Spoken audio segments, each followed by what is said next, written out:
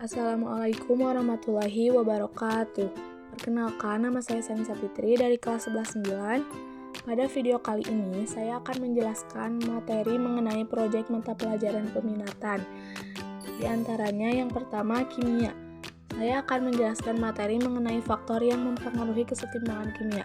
Yang kedua yaitu fisika, tentang penerapan dinamika gerak atau partikel pada bidang datar, miring, dan katrol atau lift. Yang ketiga yaitu biologi. Saya akan menjelaskan materi ekresi. Dan terakhir yaitu sosiologi, mengenai kasus permasalahan sosial beserta pemecahan masalahnya. Yang pertama, mata pelajaran kimia. Faktor-faktor yang mempengaruhi kesetimbangan kimia ada 4, diantaranya yang pertama volume. Jika volume tambahkan, maka kesetimbangan akan bergeser ke arah reaksi yang memiliki koefisien lebih besar. Sebaliknya, jika volume dikurangi, maka pergeseran kesetimbangan akan bergeser ke arah reaksi yang memiliki jumlah koefisien lebih kecil. Nah, contohnya bisa dilihat dalam poster yang saya buat.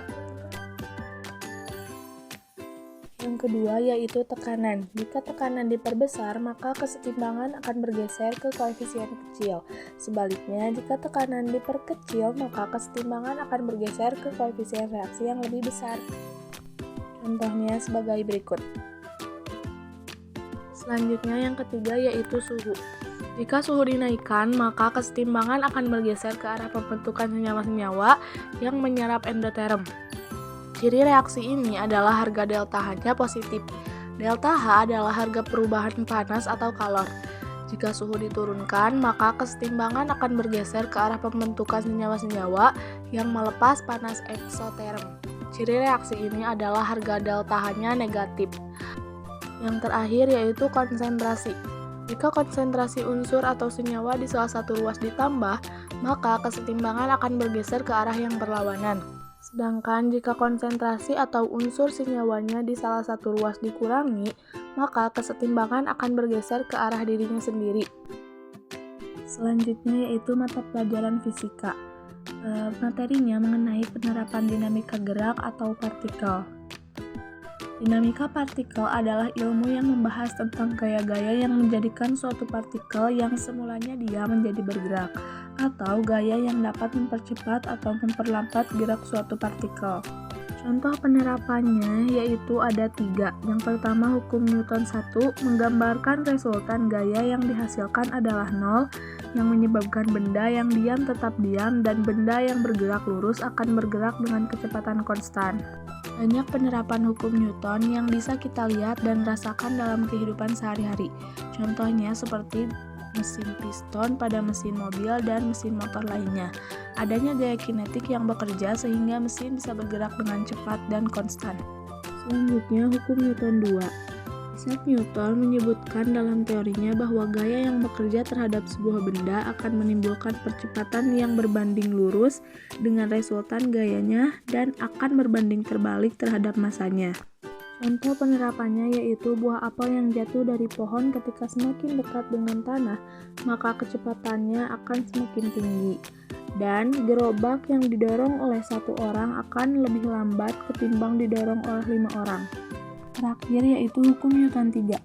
Aksi reaksi merupakan gaya yang timbul karena singgungan antara dua benda yang saling bertolak belakang.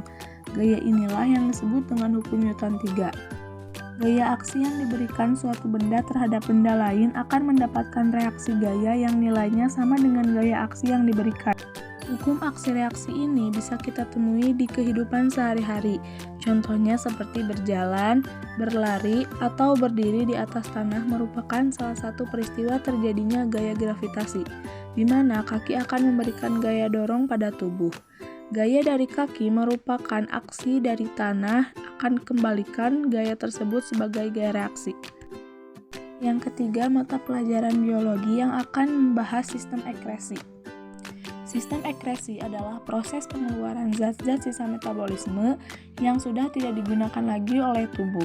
Zat ini dapat berupa karbon dioksida, urin, urea, keringat, dan senyawa-senyawa lain yang bersifat toksik atau racun. Organ ekresi pada manusia diantaranya yaitu ginjal, ureter, kandung kemih, hati, usus besar, kulit, dan paru-paru.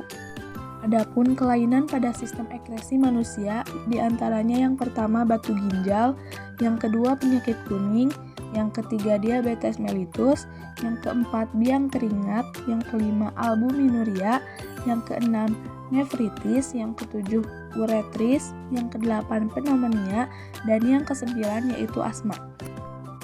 Yang terakhir, mata pelajaran sosiologi yaitu mengenai kasus permasalahan sosial beserta pemecahan masalahnya. Di sini saya mengambil sebuah kasus kriminalitas yaitu aparat kepolisian amankan 6 remaja yang pesta miras di rumah kosong di Imogiri, Bantul. Aparat kepolisian melakukan penggerebekan terhadap 6 remaja yang nekat melakukan pesta miras di dalam rumah kosong di Jalan Bakulan, Imogiri, Kelurahan Canden, Kapanewan Jatis, Kabupaten Bantul pada Minggu tanggal 10 Desember 2023 dini hari pukul 1.30 waktu Indonesia Barat. Penggerebekan itu terjadi pada saat Kanit Intelkam Aibtu Arif Hidayat sedang melintasi tempat kejadian perkara pada Sabtu tanggal 9 Desember 2023 sekitar pukul 23 waktu Indonesia Barat. Adapun identitas remaja yang diamankan yakni 3 remaja laki-laki serta 3 remaja perempuan. Disampaikannya sejumlah remaja laki-laki tersebut ada yang berstatus pengangguran, buruh, dan karyawan swasta. Sedangkan 3 perempuan tersebut merupakan pelajar yang menempuh pendidikan di kota Yogyakarta. Lalu disampaikannya juga 6 remaja itu pun sudah saling mengenal dan pada waktu pengamanan terjadi, miras setengah botol yang dimasukkan ke dalam botol air mineral 600 ml. Faktor penyebabnya itu sendiri terjadi karena beragam, mulai dari faktor individual atau kepribadian individu, yaitu rasa kurang percaya diri, sifat mudah kecewa, rasa ingin tahu dan coba-coba, pelarian dari suatu masalah, serta faktor lingkungan keluarga, sekolah, teman sebaya, dan masyarakat. Pemecahan masalah yang dilakukan oleh Polsek yaitu Polsek Gitis melakukan pendataan dari kasus tersebut serta membina para remaja agar tidak melakukan kembali hal tersebut. Setelah itu orang tua dari remaja tersebut diminta untuk menjemputnya. Lalu teori sosiologi yang ada di kasus ini yaitu teori konflik sosial. Sekian materi penjelasan mengenai proyek mata pelajaran peminatan yang dapat saya sampaikan. Mohon maaf apabila ada salah kata. Wassalamualaikum warahmatullahi wabarakatuh.